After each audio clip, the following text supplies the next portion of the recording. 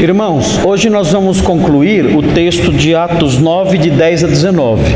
Hoje nós vamos terminar esse trecho que começamos a estudar algumas semanas atrás. Então hoje, se Deus permitir, assim será a conclusão desse trecho que temos estudado já há algum tempo. Atos 9, de 10 a 19. É sobre a conversão de Saulo de Tarso. Eu vou ler o texto então novamente, para refrescar a memória dos irmãos, e aí depois nós vamos seguir para o último ponto, porque já estudamos os outros dois, tá bom? Vamos então fazer a leitura de Atos 9, versículos 10 a 19, fala assim: Ora, havia em Damasco um discípulo chamado Ananias. Disse-lhe o Senhor numa visão: Ananias. Ao que respondeu: Eis-me aqui, Senhor. Então o Senhor lhe ordenou: Dispõe-te e vai à rua que se chama Direita, e na casa de Judas procura por Saulo, apelidado de Tarso, pois ele está orando. E viu entrar um homem chamado Ananias, e impor-lhe as mãos, para que recuperasse a vista. Ananias, porém, respondeu: Senhor, de muitos tenho ouvido a respeito desse homem. Quantos males tem feito aos teus santos em Jerusalém? E para aqui trouxe autorização dos principais sacerdotes para prender a todos os que invocam teu nome. Mas o Senhor lhe disse: Vai, porque este é para mim um instrumento escolhido para levar o meu nome perante os gentios e reis, bem como perante os filhos de Israel. Pois eu lhe mostrarei quanto lhe importa sofrer pelo meu nome. Então Ananias foi, e entrando na casa, impôs sobre ele as mãos, dizendo: Saulo, irmão, o Senhor me enviou, a saber, o próprio Jesus que te apareceu no caminho por onde vinhas, para que recuperes a vista e fiques cheio do Espírito Santo. Imediatamente lhe caíram dos olhos como que umas escamas, e tornou a ver. A seguir, levantou-se e foi batizado. E, depois de ter se alimentado, sentiu-se fortalecido. Então, permaneceu em Damasco alguns dias com os discípulos. Muito bem, irmãos, esse é o nosso texto. Os irmãos devem se lembrar do esboço que fizemos. Aí está já a projeção do esboço. É um esboço simples, e esse esboço, a característica principal dele é que ele é composto, ele é integrado por enunciados de conteúdo teológico, doutrinário. São verdades que são expostas aqui, verdades teológicas, verdades doutrinárias que emanam do texto. Nós, olhando para o texto, nós percebemos, nós conseguimos descobrir, nós conseguimos identificar essas verdades que são elencadas aqui. É claro que há outras, é claro, nós podemos encontrar outras. O que nós não podemos fazer é pegar verdades da nossa cabeça e injetar no texto, porque aí nós fazemos o texto falar o que a gente quer, e é o contrário que tem que ser feito. O texto tem que dizer o que temos que ouvir. E olhando para o texto, numa leitura simples até, sem dar muito trabalho, é possível identificar com relativa facilidade essas verdades que estão presentes aí. Veja aí, a primeira delas que nós já estudamos, aqui número 1, o Senhor controla os detalhes da conversão do seu escolhido. E nós vimos aí os versículos 10 a 12, nós colocamos aqui a palavra escolhido, porque essa palavra é a palavra que está presente dentro do texto.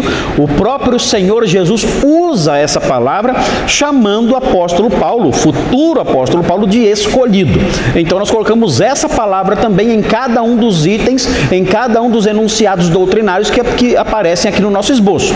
Então você tem aí: o Senhor controla os detalhes da conversão do seu escolhido. Nós vemos que o grande ator, por assim dizer, no palco dessa história, é o próprio Deus, é Ele quem está fazendo tudo acontecer. Ele vai, leva Saulo para uma casa, ele vai, dirige alguém para que se encontre com ele, dá o endereço, tudo certinho. Ele vai controlando, ele vai dirigindo a história para que as coisas aconteçam.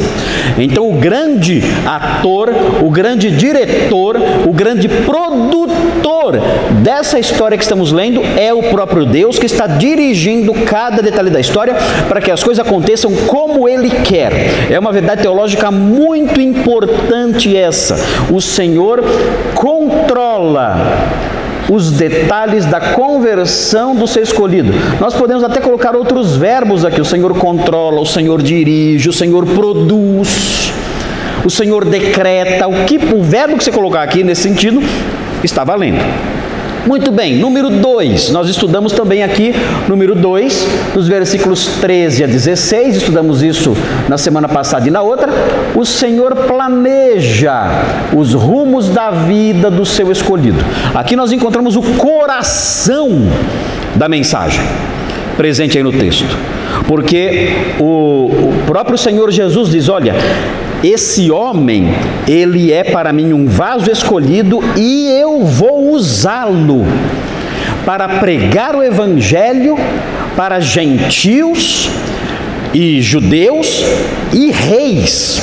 E eu vou mostrar para ele a necessidade de padecer pelo meu nome. Isso eu vou mostrar para ele. Então, ele planeja os rumos da vida do seu escolhido. Falei, eu tenho um plano para ele. É um plano maravilhoso? É um plano maravilhoso. Mas é também um plano amargo? É também um plano amargo.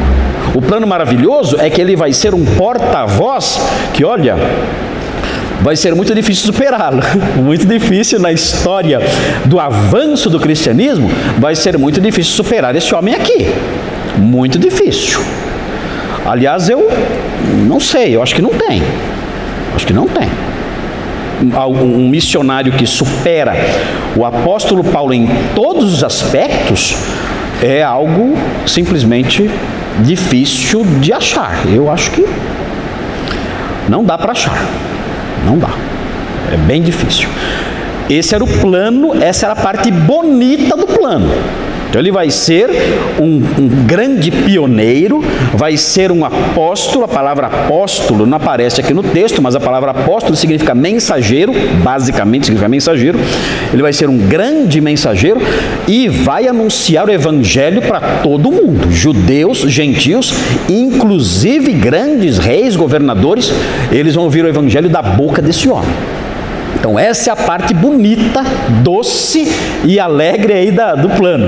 Mas tem também a parte amarga. Olha, ele vai sofrer muito por causa do evangelho. E eu vou mostrar isso para ele.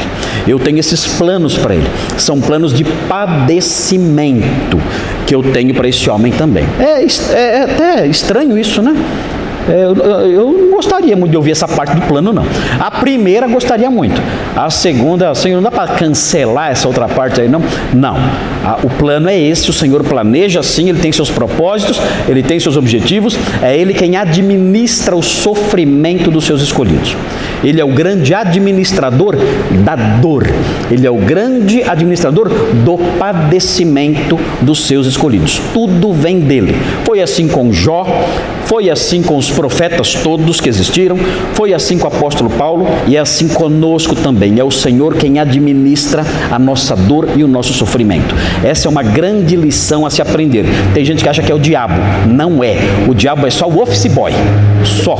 O diabo é o office boy que Deus usa algumas vezes, como fez com Jó, para impingir aí o sofrimento que Deus quer que a pessoa passe. Mas na verdade o próprio livro de Jó mostra que foi Deus quem enviou o sofrimento para ele.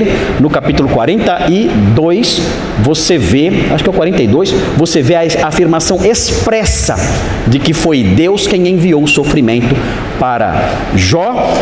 O diabo foi só um instrumento para que isso acontecesse. Muito bem, então nós estudamos isso aqui, estudamos o item 2 aqui, né? E aprendemos bastante aí com isso. E agora, então, hoje nós vamos ver o item 3. O Senhor transforma radicalmente o seu escolhido. O que é transformar radicalmente? A palavra transformar já tem uma força intensa. Transformar é formar de outra forma. Até ficou feio, né? Formar de outra forma, né? Fazer de novo. Então, toda transformação é uma transformação radical. Mas eu quis enfatizar, colocar transforma radicalmente, isso aqui é uma construção, né? Transformar radicalmente é uma construção enfática, para mostrar que é uma transformação realmente plena. Então, por que essa verdade aqui é importante? Por que é importante esse enunciado teológico? Porque está cheio de crente fake, está cheio de crente, né, pirata, está cheio. A pessoa afirma que é crente, você não vê transformação nenhuma. Aí ela fala assim para você: Deus sabe o que tem no meu coração. Sai daqui, safado. Que papo é esse? Deus sabe o que tem no meu coração. Eu também sei. Eu também sei o que tem no seu coração. Eu vejo. O seu coração não fica só aí dentro, ele vem para fora. Eu vejo o que você fala. Eu vejo o que você escreve no Facebook. Eu vejo as coisas que você posta. Eu vejo o modo como você trata a igreja. Eu vejo a maneira como você se relaciona com os irmãos. Eu vejo o modo como você trata a sua esposa. Eu vejo o jeito que você educa seus filhos. Eu vejo o modo como você trata seus pais. Eu também vejo o que tem no seu coração. Você pensa que eu não vejo? Aliás, eu vejo o que tem no seu coração e todo mundo vê. Então eu sei sim o que tem no seu coração, sei muito bem. Eu posso não conhecer os segredos que estão lá, coisas bem escondidas, mas a maior parte das coisas que tem no seu coração eu vejo sim claramente. Eu vejo, todo mundo vê, sua família vê, sua igreja vê, todo mundo vê. Então não me venha com essa conversa furada. É mentira isso aí. Deus sabe o quanto eu sou... Mentira, mentira. Nós vemos muito bem o que tem aí dentro. Dá para ver. Porque o que tem aí dentro vem para fora. Jesus falou isso. Jesus disse que o que tem no coração vem para fora. É do coração que procedem todos os males. E nós vemos esses males que procedem do coração. Dá para conhecer sim o coração de alguém. Muito bem. Agora vejam, o enunciado aqui fala: o Senhor transforma radicalmente. Isso é importante. Por quê? Porque eu percebo quando alguém é crente pelo seu modo de viver, pela mudança que ocorreu. Antes era assim, agora não é mais. Antes as minhas crenças eram nessa direção, agora não. Aquilo que eu acreditava antes, aquele monte de bobagens, já acabou. Eu rompi com isso. Houve um rompimento. Houve o antes e o depois. Eu rompi, acabou. Mas eu não tenho mais envolvimento nenhum com essas coisas. Nada. Eu abomino isso aí. Eu odeio isso aí. Eu detesto isso. Eu tenho nojo disso. Para mim isso é coisa podre. Eu não posso olhar para isso. Tenho nojo disso. É assim, é nesse nível. E aquelas amizades, olha, eu tentei mostrar para eles a verdade, zombaram de mim. Eu rompi com isso. Eu não faço o que eles fazem. Eu não falo o que eles falam. Eu não penso o que eles pensam. Eu não frequento os lugares que eles frequentam. Eu não tenho mais nada que... Eu não sou inimigo deles. Talvez eles sejam em relação a mim. Eu não ataco, xingo, brigo, nada disso. Mas houve um rompimento. Eles são outro mundo para mim agora. Olha, aliás, eu não consigo nem mais participar da mesma conversa que eles, porque eu não aguento ouvir aqueles assuntos, aqueles palavrões, aquelas brincadeiras sujas. Eu não tenho mais como, não tem. Eu pertenço a outro grupo agora. Eu tenho outros amigos, minhas amizades mudaram. Quer saber? Até o meu jeito de vestir mudou. O meu jeito de vestir mudou. Não porque a igreja fala tem que vestir assim. Não existe isso na igreja. Tem regra de vestimento aqui? Aqui na igreja tem alguma regra de vestimenta? Não tem regra nenhuma de vestimenta aqui. Eu acho, com a mente que eu tenho agora, eu olho para mim e falo, não é bom eu como crente me vestir desse jeito. Não é bom. Eu sou crente. Como é que eu posso me vestir desse jeito? Não posso. Essa minha roupa, ela não reflete a fé santa que eu agora abraço. Essa minha roupa não reflete a ação do Espírito Santo na minha vida. Eu não vou usar isso aqui. Não vou. Eu mudei até meu modo de vestir. Eu mudei meu modo de falar. Antes eu tinha uma boca tão suja, parecia uma fossa aberta, minha boca. Agora não. Agora não. O quê? De forma nenhuma. Essa boca aqui, essa boca Deus formou e comprou. É dele essa boca aqui, ó. Essa boca é dele. Meu Deus, Senhor, essa boca agora não vai mais ser usada como era usada antes, não. Nossa, de forma nenhuma. Acabou. Aquele homem morreu. Aquele homem com aquela boca morreu. Está enterrado, sepultado, acabou, esquece, não existe mais. Está apodrecido, esquece, não quer nem lembrar daquilo. Eu tenho nojo daquilo. Assim, esse é o crente. O que vocês veem por aí, hoje, irmãos, o que vocês veem por aí hoje, dizendo eu sou evangélico, aquela gente nojenta, porca, mundana, suja, não acredite nisso. Mentira. Aquilo só tem uma utilidade. O diabo usa aquilo para emporcalhar o nome do evangelho, só. O diabo usa essa gente, esses falsos crentes, para emporcalhar o nome de Cristo. Porque assim, olha o que Cristo faz na vida das pessoas. Nada. Olha o crente ali, ó. Olha o que Cristo fez na vida dele. Sabe o que ele fez? Nada, até piorou. Então, essas pessoas, quando dizem que são crentes, elas blasfemam contra Deus, e por causa delas, o nome do evangelho é difamado por aí afora. É assim que funciona. O crente verdadeiro é isso aqui, ó. Transformação completa. O uso do dinheiro dele é outro uso. A visão dele do povo de Deus é outra. A visão dele das crenças que existem por aí é outra. Ele tem uma mente diferente. Ele olha para isso aqui, nunca. Isso aqui, mas todo mundo, olha. A minha mente é cativa da palavra de Deus. O que o mundo fala para mim não tem peso nenhum, zero, nada. A minha mente é cativa da palavra de Deus. Se ela diz isso aqui é certo, pode o mundo inteiro se levantar num tsunami de ataques, dizendo que eu estou errado. Eu vou dizer, isso é errado e isso é certo. A Bíblia diz que isso é errado e eu vou morrer dizendo isso é errado. E a Bíblia diz que isso é certo, eu vou morrer dizendo isso é certo. A minha mente não é minha, ela foi comprada. E ela é escrava da palavra de Deus. É a palavra de Deus que dita o que eu penso. O que o mundo acha, pouco me importa. Gente, crente é macho. O crente de verdade é macho. Tem mulher também. Claro, você falou usando a palavra macho no sentido de corajoso. Claro que há mulheres também. Mas o crente verdadeiro, ele é corajoso. Ele é convicto.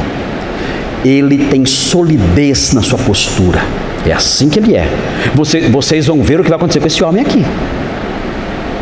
Aliás, a transformação nele foi tão grande que quando eu comecei a falar das maldades dele, os irmãos tiveram dificuldade para conectar.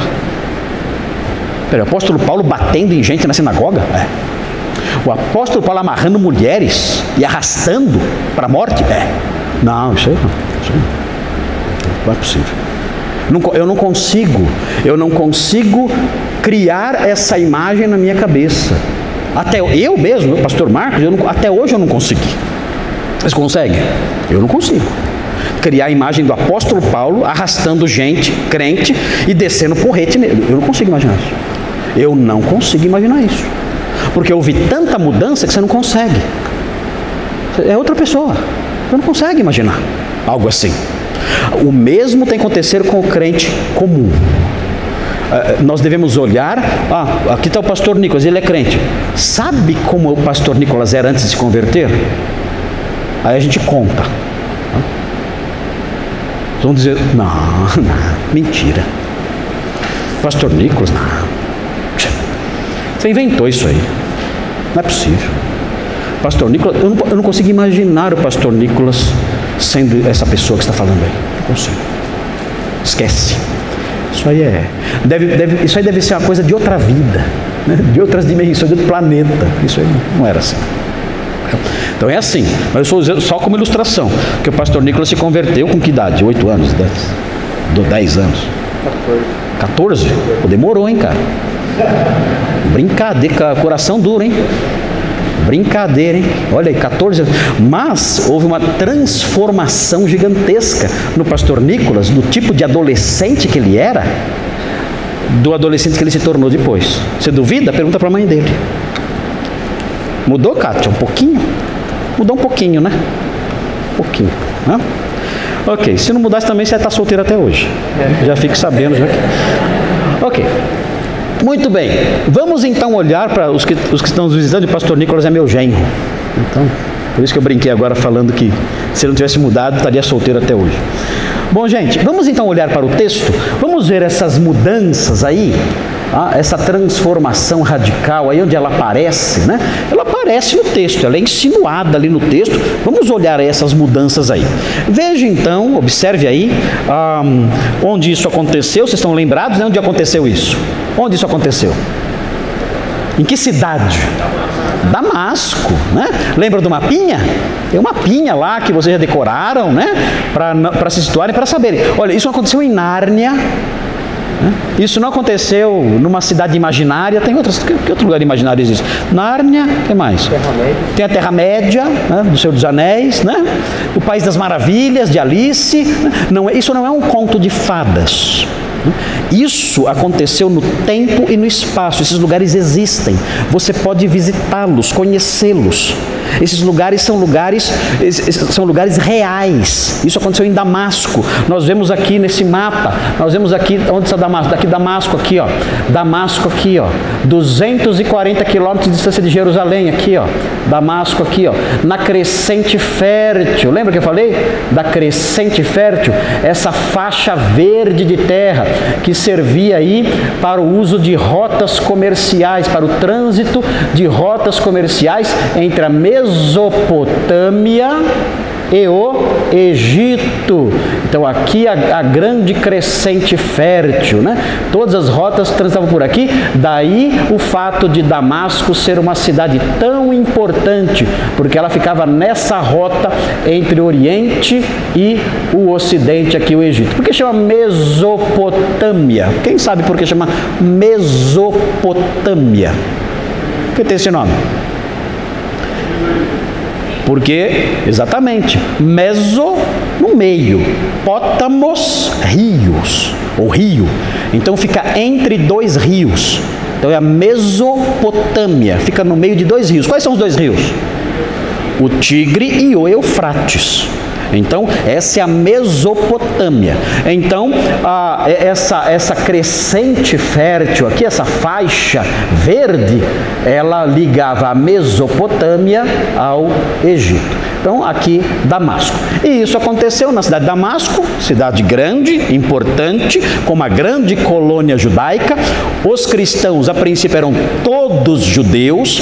Depois é que começa o evangelho a se expandir entre os gentios, mas a princípio os cristãos eram todos judeus. E por causa disso, o apóstolo Paulo perseguiu os cristãos, porque para ele, os cristãos eram uma ameaça à religião judaica. Ele não via o cristianismo como uma religião diferente. Para ele era o judaísmo pervertido, porque só os judeus se convertiam, crendo que Jesus era o Messias esperado e descrito nas páginas do Antigo Testamento. Ele dizia, olha, esses homens estão destruindo o judaísmo, pervertendo o judaísmo, são um câncer dentro do judaísmo puro, então eu tenho que extirpá-los. Por isso o apóstolo Paulo perseguia a igreja. Ele achava que estava defendendo a religião dele, dos seus pais. Então havia uma grande colônia judaica em Damasco. E ele se dirigiu para lá porque ele sabia, se há cristãos em Damasco, esses cristãos são pessoas, são judeus que estão lá nas sinagogas, pervertendo outras pessoas. E tinha mesmo, ele acertou. Como é que eu sei que tinha? Ananias era um, estava lá. E outros irmãos também. O dono da casa, como chamava o dono da casa que ele ficou? Judas. Judas também estava lá, era um discípulo também, não sabemos nada sobre ele mais, mas era um discípulo também que estava lá em Damasco. E outros também que a Bíblia não fala o nome. Então ele acertou, ele foi lá no alvo certo. Uma cidade grande, cheia de judeus, e tinha crentes lá. Então ele foi lá para destruí-los. E a rua, nós já mostramos uma foto da rua. Tem outra foto, eu acho, não tem? Tem outra foto aí, cadê? Outra foto da rua. Olha aí que bonita, hein? Olha aqui. Aqui é a rua direita. Só falta os camelôs. Aí. Essa é a rua direita em Damasco. Bom, olha aí, ela era assim, linda, né? Ó, nas extremidades ela tinha 1,5 km de extensão. 1,5 km. Nas extremidades ela tinha esses portais. E ao longo dela, essas colunas aqui, ó. Era uma rua muito bonita, uma rua linda, né? Rua linda, que agora destruiu tudo, né? Mas ainda é uma rua comercial ainda. E aí está, quando você for em Damasco, na Síria, você pode visitar a rua direita. Tudo isso aconteceu lá. Muito bem. Vamos então agora, pode deixar a foto aí. E vamos ver agora então o item 3, o enunciado número 3 do nosso esboço. Que é assim: o Senhor transforma radicalmente o seu escolhido. Vamos então olhar agora os versículos 17 a 19, encerrando então esse nosso estudo aqui de hoje. Fala assim: então Ananias foi e entrando na casa, nessa rua aí que vocês estão vendo aí, que vocês estavam vendo aí, essa rua aí, ele foi nessa rua, achou a casa do Judas, ele achou a casa do Judas, já conhecia já certamente. Como Paulo chegou lá? Como Saulo chegou lá? Não sabemos. A Bíblia não fala como ele chegou lá. Sabemos só que ele entrou na cidade conduzido pela mão dos seus companheiros de viagem, porque ele estava cego e perplexo, confuso. Então ele foi guiado para dentro da cidade. Como ele chegou nessa casa, nós não sabemos. Deus dirigiu, como aprendemos no começo, Deus dirigiu cada detalhe. Mas ele chegou na casa. Ok? Veja, Ananias foi entrando na casa e impôs sobre ele as mãos. Nós já vamos saber por que ele faz isso, porque ele vai dizer quais foram os objetivos da sua visita. Vocês vão ver no próprio versículo 17 os objetivos da visita de Ananias. Então veja a sequência aí. Então foi entrando na casa, impôs sobre as mãos, dizendo: Saulo, irmão. Ok. Ele chamou Saulo do quê? Por quê? Assim, uma coisa é certa: os judeus chamavam todos os judeus de irmãos. Não é como a gente, que a gente só chama de irmão quem é crente, né?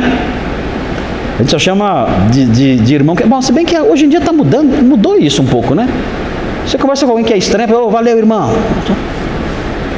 Você estranha um pouco, né? Ué, irmão? Será que ele é crente? Não sei. Mas nós temos, nós os evangélicos, né? Nós temos uma microcultura eclesiástica. Nós costumamos chamar as pessoas que creem como nós costumamos chamar de irmão. Aliás, temos até um certo cuidado de não chamar de irmão quem não é crente. Nós temos, pelo menos, os mais antigos, como eu, têm esse cuidado. Não sei se os mais jovens têm. Tem, Nicolas? Esse cuidado, mais ou menos? Mas eu evito chamar de irmão quem não é. Vamos orar pelo irmão tal. Irmão? Mas ele não é crente. Então vamos orar pelo senhor fulano de tal. Ele não é crente, não é meu irmão.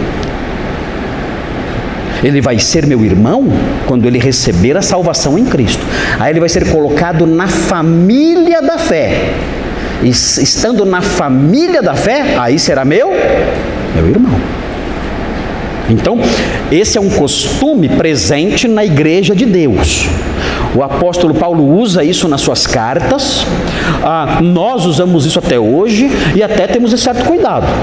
Olha, irmão é uma expressão muito íntima que nós tendemos a aplicar àqueles que nasceram de novo.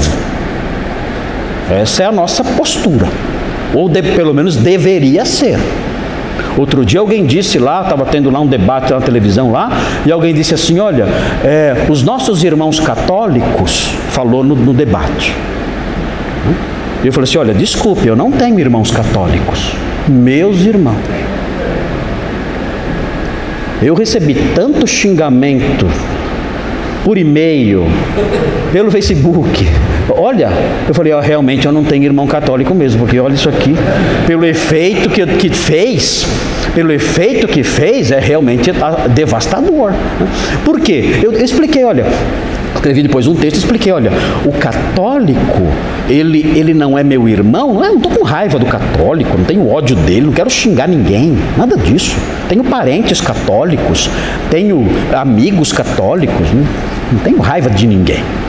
Mas, teologicamente, ele não é meu irmão. Por quê? Porque o católico, ele crê que a salvação se dá pela observação da Eucaristia, pelos sacramentos, né? A pessoa é salva pelos sacramentos e o principal é a Eucaristia. Sem os sacramentos e a participação da Eucaristia, que é a ceia deles, né, a hóstia, você não é salvo. Segundo, a pessoa é salva pela fé em Cristo e em Maria, que é corredentora. É pela fé em Cristo e em Maria, que é salvadora com Jesus. Aliás, até mais misericordiosa do que ele. Tanto que se você precisar de alguma coisa, não peça para ele, peça para ela, porque é ela quem vai chegar para ele e vai tentar convencê-lo. Então ela é corredentora. E terceiro lugar, salvação pelas boas obras. Você só vai saber se é salvo quando você chegar no céu e Deus avaliar suas obras. Geralmente você é reprovado. E aí, a única saída é o purgatório, onde você vai sofrer até pagar o restante de pecados que lhe faltam. Então você é salvo pela Eucaristia e pelos sacramentos, pela fé em Maria, pelas boas obras e pelo sofrimento pós-morte. Amém? Quem crê nisso está salvo? Vocês acham? Quem crê nisso é um crente em Cristo? Irmãos, nem macumbeiro crê nisso. Melhor ser ateu. É melhor ser ateu. Acreditar nisso, esse é o homem que nasceu de novo, esse é o homem com a mente transformada, esse é o homem que o Espírito Santo mudou o coração, é esse? Desculpe. Não tenho nenhum irmão católico, nenhum. Muito bem, é claro, se tiver algum católico que está lá e não crê nada disso, então é crente, só está no lugar errado, então sai logo daí. Muito bem, mas aqui, Ananias fala assim, Saulo, irmão. São duas possibilidades aqui. O judeu chamava outro judeu de irmão. Saulo era judeu? Claro. Ananias era judeu? Claro. Então pode ser que Ananias chamou Saulo de irmão por causa desse costume judaico. Mas a impressão que se tem quando nós olhamos a frase e todo o ambiente que cerca, né, um ambiente de cuidado, de aproximação, de carinho mesmo, né? Ele foi lá sabendo que iria estar em contato com um homem que tinha acabado de encontrar com o Senhor e tinha mudado a sua mente. Então é possível que essa expressão Saulo irmão se refira realmente ao irmão no sentido eclesiástico cristão. Olha, Saulo, quando eu vi seu nome na visão em que eu vi Jesus falando comigo, quando ele falou de você, eu morri de medo. É o meu pior inimigo. Saulo de Tarso é o meu pior inimigo.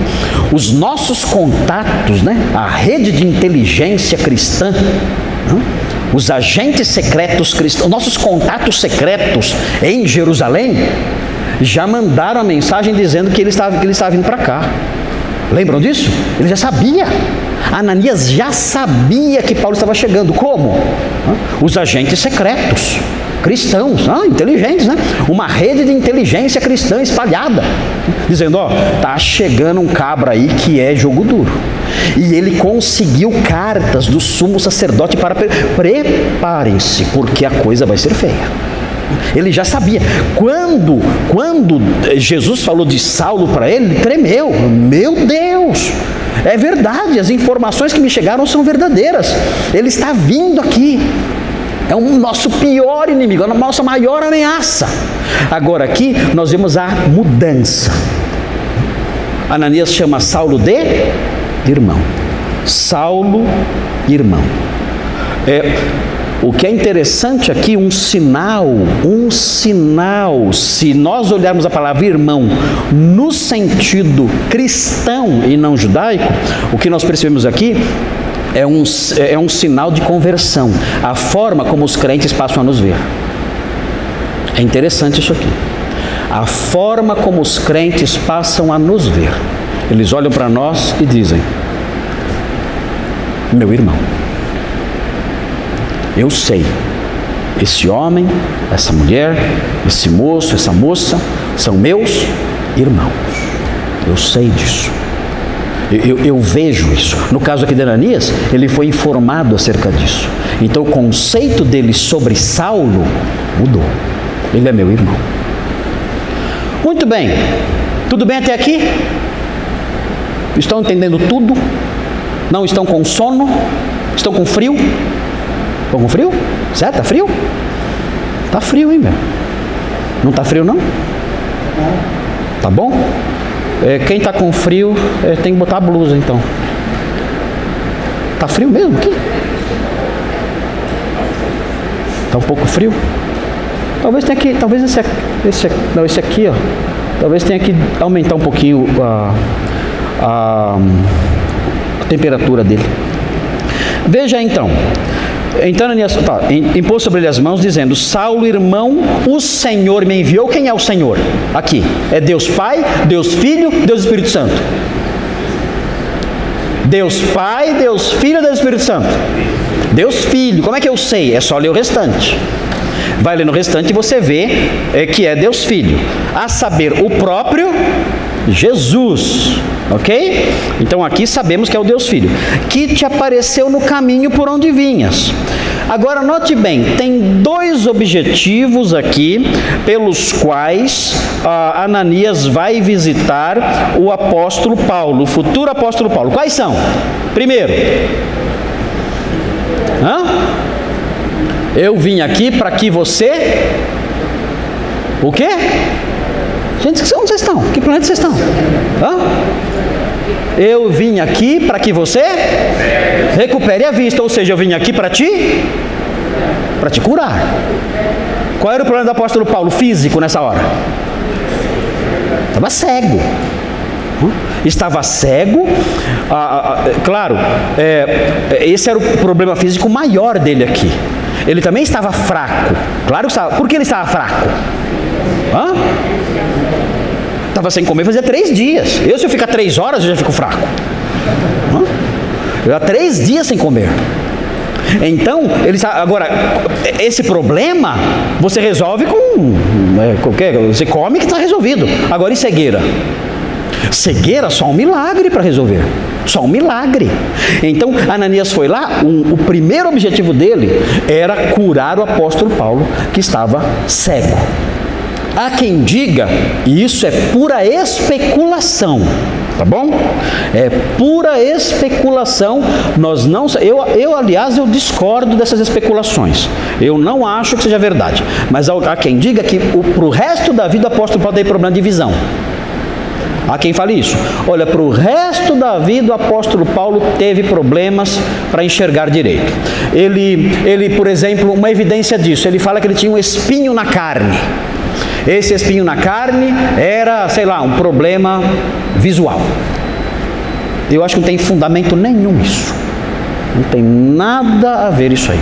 Ele também fala: vede com que grandes letras vos escrevo. Tá vendo? Ele era meio cego. Então ele escrevia com letra grande. Não tem nada a ver isso com cegueira. Quando ele fala, vede com que grandes letras vos escrevo, está dizendo: eu estou sendo enfático, porque não inventaram ainda o negrito, não inventaram ainda o grifo. Então eu escrevo com grandes letras para enfatizar. É isso, não é que eu tenho problema na visão, não é isso.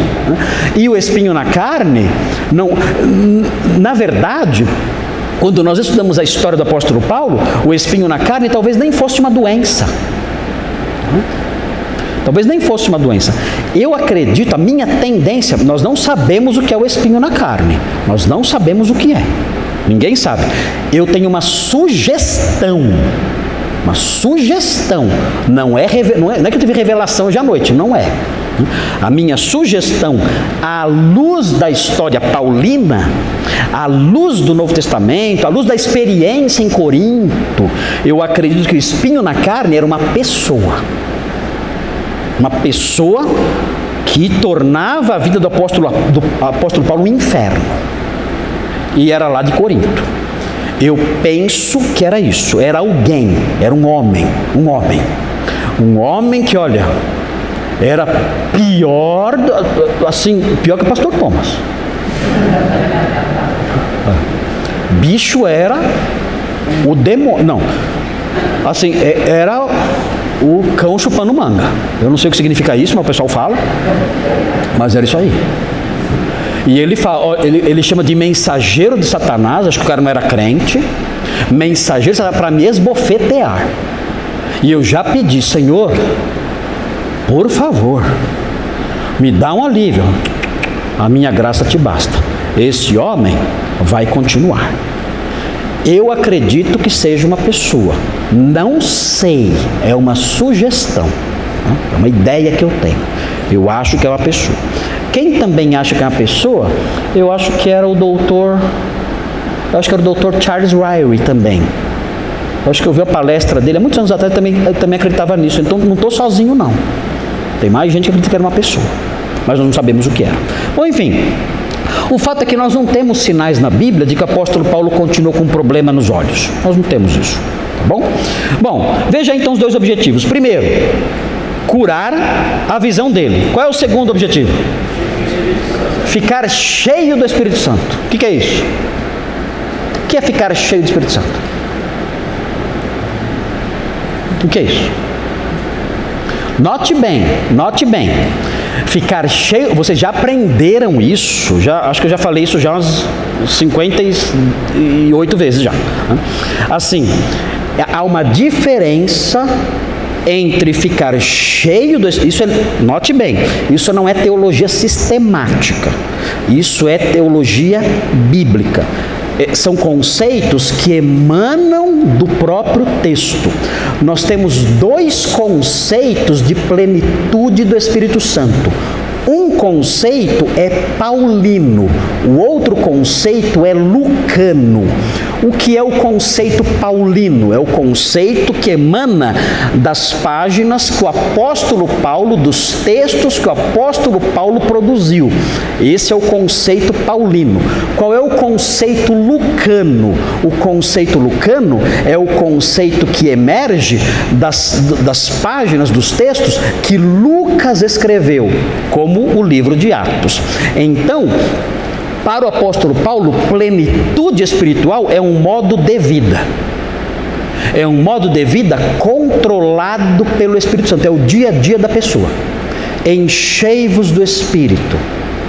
E ao deixar-se dominar pelo Espírito Santo, deixando que o Espírito Santo domine você no seu dia a dia, enchei-vos dele, encham-se dele, vocês então vão ter uma mudança no modo de se relacionar, falando entre vós com salmos, hinos e cânticos espirituais, louvando de coração ao Senhor. Ele descreve quais são os efeitos dessa plenitude espiritual que deve marcar o dia a dia das pessoas. Isso é a plenitude no conceito paulino. E no conceito lucano?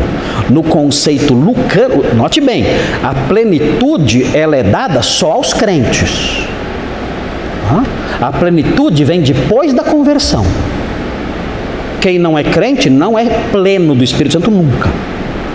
Agora, no conceito lucano, plenitude espiritual é uma capacitação especial para, com ousadia, coragem, convicção e firmeza, anunciar a palavra.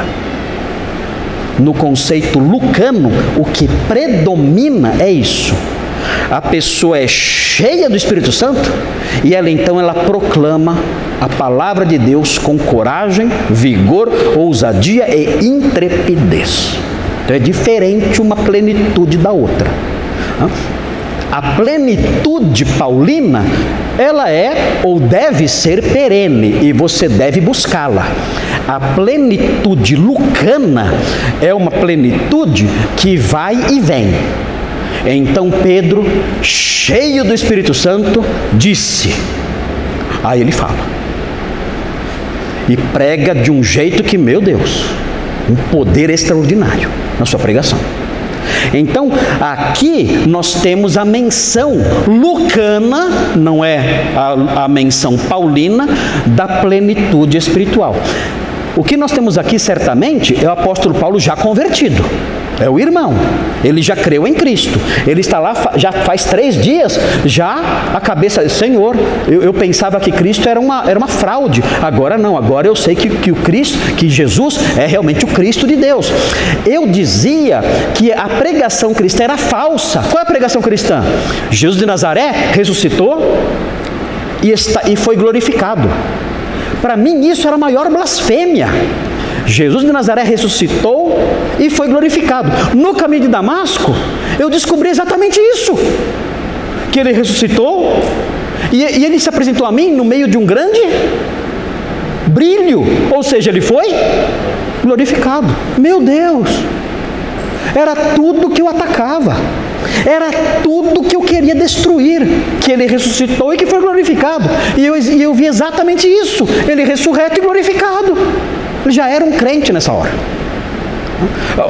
Só que a conversão dele não foi na base da festa. Ele ficou arrasado. O que eu fiz? O que eu fiz? Eu já era um crente. Mas nós vemos aqui que ele agora vai receber plenitude espiritual. E em Lucas, a plenitude espiritual é importante para quê? Para falar.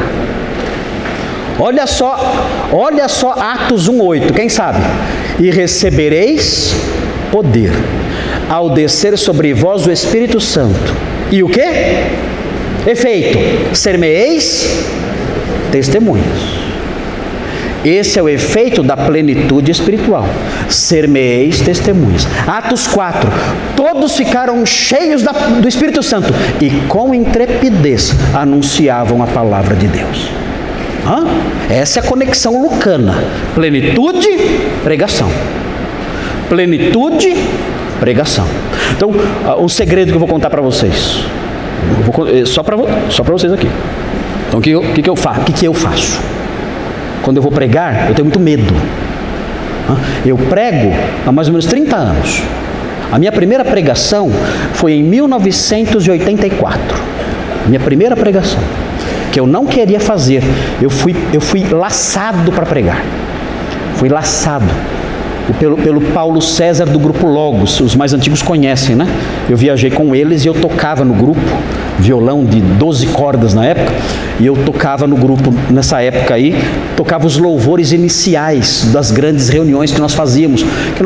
O grupo viajou pelo Nordeste todo por 6 semanas e eu fui junto para ajudar no louvor congregacional. E o grupo na época era muito famoso, o Grupo Logos. E ginásios eram repletos de pessoas. E tinha um momento de louvor, e eu tocava violão de 12 cordas para o louvor congregacional, não para o louvor do grupo, porque o grupo tinha músicos profissionais para isso. Mas eu fui numa cidade no Rio de Janeiro, viajamos pelo Sudeste, pelo Nordeste todo. 6 semanas de turnê pelo Norte e Sudeste do Brasil. E numa cidade de Campos de Goitacazes, no Rio de Janeiro, eu era um jovem, tinha 19 anos só, o Paulo César disse para mim, olha, você tem que pregar no domingo na igreja, pela manhã. E eu disse, mas eu não sei pregar, porque eu não estudei homilética ainda, eu estou no 1º ano de seminário, eu não estudei homilética, não trouxe nenhum sermão, eu vim para tocar. Vocês me disseram que o meu trabalho seria tocar durante essas 6 semanas. Então eu não posso pregar. Eu nunca preguei na vida, eu não sei falar. Não sei fazer isso. E ele falou, lamento, mas você vai pregar. Eu falei, você não entendeu o que eu falei. Vou desenhar para você. Eu não vou pregar. Eu não tenho material comigo. Não tenho comentários bíblicos. Não tenho nada comigo, não sei fazer isso, nunca fiz. Não tive nenhuma matéria sobre esse assunto até hoje. Não posso fazer isso. O que você pede para eu fazer é impossível, que eu não sei fazer. Ele disse, tudo bem, mas você vai pregar amanhã. Então foi a primeira vez que eu preguei na minha vida, foi em Campos de Goitacazes, numa igreja presbiteriana, no culto de manhã. Eu estava muito feliz, falei, bom, domingo de manhã no Rio de Janeiro, ninguém vai na igreja. Então, vou chegar lá, vai ter umas 6, 7 pessoas, vou dar lá uma devocional e caio fora, né? Irmãos, quando eu cheguei, tinha gente saindo pelo ladrão, assim, gente. Falei, meu Deus. E o pastor me apresentando. Temos a pregação do grande servo de Deus. Falei, meu Deus. Traumático. Depois eu conto o resto. Mas enfim, primeira pregação que eu fiz foi lá. Sempre com medo, até hoje. Até hoje tenho medo de pregar. Então qual é o meu segredo? Que eu vou contar para vocês.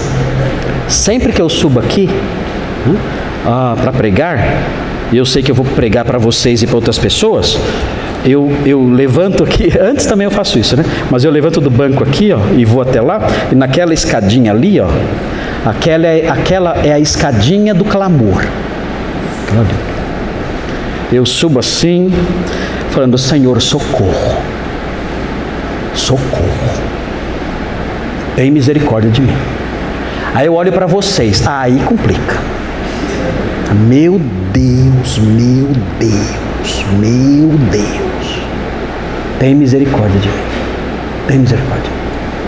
me socorre, eu vou ter que falar para essa gente, esse povo todo. Então, capacita-me, abra minha boca, me dá intrepidez, concede-me força, coragem. Senhor, se o Senhor não agir, eu não sei falar, eu sou aquele menino ainda, eu não sei, socorro. Vira a escadinha devagarinho, socorro. Por quê? Porque eu aprendi no ensino lucano, eu aprendi que para que a pregação seja real e atinja corações e realmente faça alguma diferença, eu tenho que estar cheio de uma capacitação especial. Senão, são só palavras jogadas ao vento. Então, o que acontece aqui? Ananias chega para Paulo e fala, eu vim aqui te curar e vim aqui também orar por você, para que você seja tomado dessa plenitude. Por quê? Porque você vai ser um pregador. Você vai ser um mensageiro. Ok? Bom, se vocês olharem na sequência do texto, você vai ver aí que no versículo 18 acontece o primeiro efeito. Quando ele orou por Saulo, para ele curar, o que aconteceu? Quanto tempo demorou para curar? Na hora, olha a palavrinha aí, imediatamente, curou na hora. Isso aqui é cura mesmo, de verdade, né? Olha só, lhe caíram dos olhos como que umas escamas. Então eram flocos que tinham nos olhos dele. Eram flocos, como escama aqui, é escama de peixe mesmo. Era algo parecido com escama de peixe aqui nos olhos dele. Não sei se existe na nossa realidade médica, se existe alguma doença assim. Eu não sei. Eu nunca vi isso, mas era algo inédito isso aqui. Jimmy, existe essa doença? Existe surgimento de escamas nos olhos? Não, né? Não. Quando dorme muito, cria uma pedreira aqui assim, né? Fica um negócio feio aqui, né? Tem que até lavar o rosto, que é horrível aquilo, né? Mas aqui não, aqui é diferente. É algo produzido pela visão que ele teve da glória de Deus, é provável que seja isso. Aquela visão forte, a Bíblia fala que era mais forte do que o sol. Era mais forte que o sol. e aquilo então causou esse efeito, não ou o próprio Senhor milagrosamente colocou isso nele, não sabemos, mas realmente nos comentários que eu li, Jimmy, não fala disso, não relaciona isso com doença nenhuma. E esses comentários geralmente relacionam, falam, olha, isso aqui realmente isso aqui existe uma doença sim, mas não fala, não relaciona com nada. Foi algo inédito mesmo. Ele ficou com aquelas escamas, algo parecido com escama, aqui o texto fala que é parecido com escama de peixe, aqui nos olhos, e não conseguia ver. Não conseguia ver. Quando Ananias orou por ele, caiu, na hora, aquelas escamas caíram. Aí ele passou a ver. Então, o primeiro objetivo da visita foi cura e foi alcançado. Agora veja a sequência. A sequência não mostra o segundo efeito da visita. Olha só a sequência. Imediatamente lhe caíram dos olhos como que umas escamas e tornou a ver, na hora. A seguir levantou-se e foi batizado. Ué, mas e a plenitude espiritual? Bom, se vocês olharem o versículo 20, aí vocês vão ver. Pastor Nicolas, leia para nós o versículo 20, bem alto. E logo pregava nas sinagogas a Jesus, afirmando que é este o Filho de Deus. O que ele começou a fazer? Pronto, olha a plenitude lucana aí. Ele ficou cheio do Espírito Santo e fez o quê? Começou a sapatear. Alabachúria! Foi isso? Não sapateou, não rolou no chão, não latiu, não caiu de costas, não berrou, não fechou os olhos e ficou chorando. Não, nada disso. Aliás, isso não existe. Não existe isso. Isso é apenas coisa de candomblé, de macumbeiro gospel. É isso. Na verdade, quando ele ficou cheio do Espírito Santo, ele saiu da casa de Judas, pegou a rua direita, para que lado ele foi? Direita ou esquerda? Não sei. Mas ele saiu lá fora, olhou aquela rua movimentada, cheia de gente, passando para lá e para cá, e ele falou assim: agora é nós. Ele falou é nós porque ele não era corintiano, mas agora eu sei o que eu vou fazer. Agora eu que vim aqui para acabar com essa pregação, vocês vão ver o que eu vou fazer. E ele pegou essa rua aí, pegou essa rua aí e começou pregando o evangelho para todo mundo. Plenitude espiritual, cheio do Espírito Santo. É isso. Então, se você estiver cheio do Espírito Santo, sabe o que você vai fazer? Pregar. É o que você vai fazer. E o curioso é notar que as pessoas que mais falam que estão cheias do Espírito Santo são as que nunca pregam. Tem algo errado aí, né? Tem alguma coisa errada no meio evangélico. Não sei. Eu desconfio que no meio evangélico tem alguma coisa errada. Ok? Muito bem, veja aí. O texto fala então que levantou-se e foi batizado. O que nós temos aqui? Mais uma evidência de transformação radical. Note aí, nós estamos falando que o Senhor transforma radicalmente o seu escolhido. Por que o batismo mostra uma transformação radical? Por quê? O que é o batismo? O que é o batismo?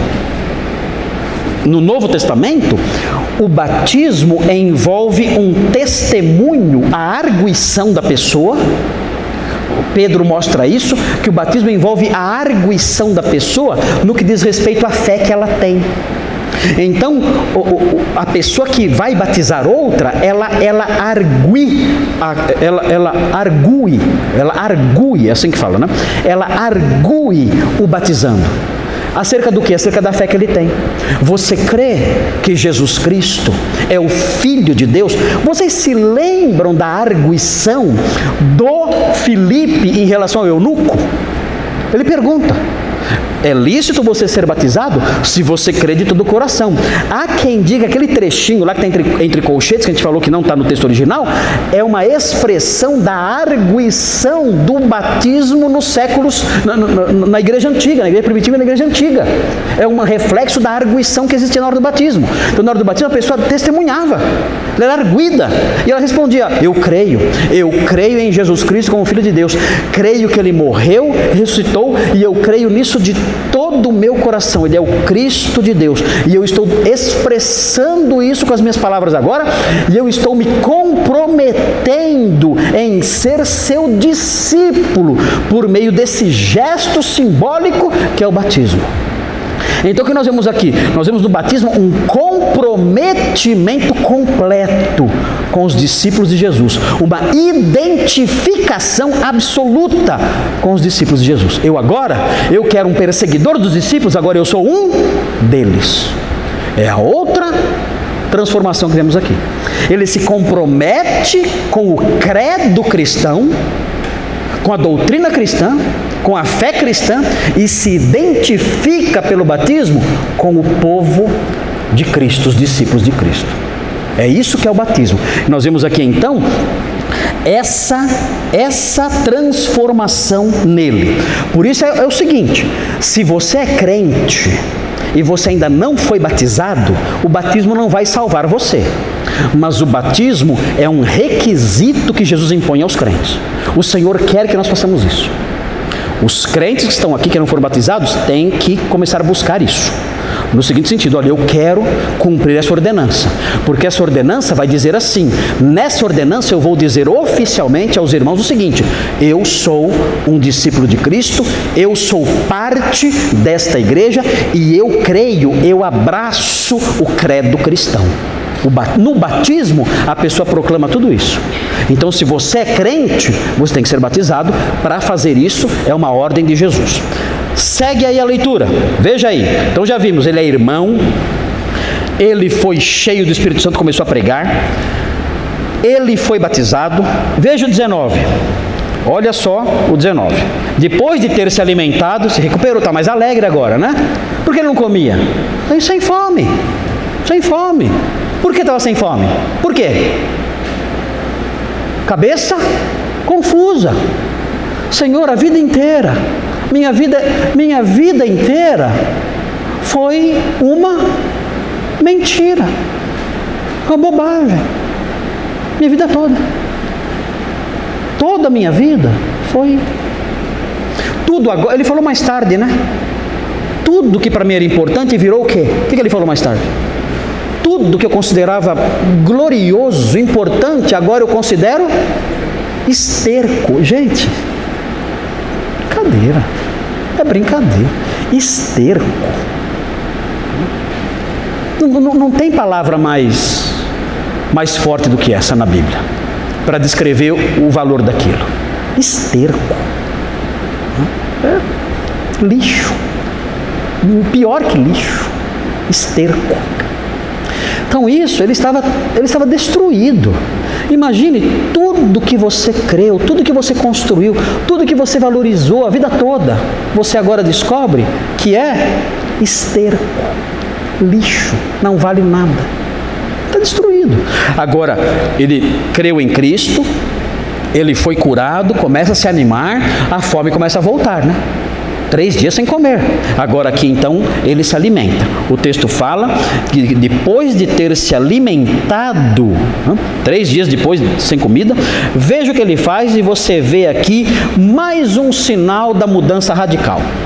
Quem achou, diga aí. O que ele fez? Com quem ele ficou? Qual é o último sinalzinho que aparece aqui de uma transformação radical? Ele procurou amizade aonde? Entre os crentes. Antes eles eram meus inimigos, agora eles são os meus maiores amigos. radical? A mudança foi dramática? Meu Deus! Não, antes, aquelas pessoas com quem ele estava agora, no versículo 19 aqui, eram as pessoas que ele iria matar. Vocês acham que é brincadeira? Essas pessoas aqui, incluindo Ananias e o Judas que morava na rua direita, eram as pessoas que ele tinha ido lá para matar. Ele tinha ido lá para prender essas pessoas, amarrá-las, açoitá-las na sinagoga e conduzi-las para Jerusalém para que o sinédrio enunciasse a sentença de morte, para que elas fossem apedrejadas como Estevão foi. Eram essas pessoas aqui. O sonho dele, o desejo dele, o ardor do coração dele era pegar todas elas e vê-las mortas por apedrejamento. Esse era o ideal da vida dele. Agora, ele permanece com os discípulos. São seus amigos agora, seus queridos agora, são seus irmãos. Mudou alguma coisa ou não? Vocês acham? Total. Isso é conversão. Então esse texto mostra, volta no esboço, esse texto mostra o quê? O Senhor transforma radicalmente. Irmão, agora é irmão. O Senhor transforma radicalmente, cheio do Espírito Santo, começa a pregar. O Senhor transforma radicalmente, levantando-se, foi batizado. O Senhor transforma radicalmente, ficou aqueles dias com os discípulos. O Senhor transforma radicalmente o seu escolhido. Essa é a grande verdade teológica. Pergunta que não quer calar. Todos aqui, essa é eu não me canso de perguntar isso. Minhas últimas palavras, já recebendo lá, depois de eu distribuir os meus bens, toda minha fortuna para os meus herdeiros, minhas últimas palavras serão: você que está aqui me atendendo, você que está aqui me ouvindo, você já foi transformado radicalmente pela fé no Evangelho. Você já é uma nova criação. As coisas velhas já passaram, eis que tudo se fez novo. Ou você é o mesmo adolescente que sempre foi, sempre rebelde, cara feia, a raiva das coisas, não teve a docilidade de Cristo invadindo você? Ou você continua sendo o mesmo velho, a mesma velha, insuportável, cultivando os antigos pecados que você sempre cultivou? Não mudou nada. É assim? Ou você foi transformado dentro de você pela fé que é em Jesus? Você que se apresenta, como evangélico, crente e tudo mais, você foi mudado pela fé no Cristo vivo, que transforma o caráter, o pensamento, os costumes, a mente, o coração. Você passou por isso ou não? Se não, você tem que dizer o seguinte: Senhor, olha, eu acho que eu sou um crente fake. Eu acho que comecei na igreja e encaixei lá com o pessoal, mas eu não nasci de novo. Então o que eu quero agora? Eu quero a conversão de Saulo de Tarso. É essa que eu quero, essa aqui. Eu não quero a mudança de hábitos religiosos, não. Eu quero a conversão de Saulo de Tarso. Quero ser outra pessoa. Quero que o Senhor mude a minha vida, mude o meu caráter, mude tudo. Eu quero morrer para o que eu era e ser uma nova criatura para a glória do Senhor. É isso que eu quero essa transformação. Salva-me, perdoa-me, transforma-me, faça de mim um discípulo verdadeiro do Senhor. Essa deve ser a oração daqueles que ainda não experimentaram essa conversão de que falamos aqui. Muito bem, na semana que vem vamos inaugurar um outro parágrafo e aí estaremos juntos para caminhar um pouquinho mais no nosso estudo de Atos dos Apóstolos.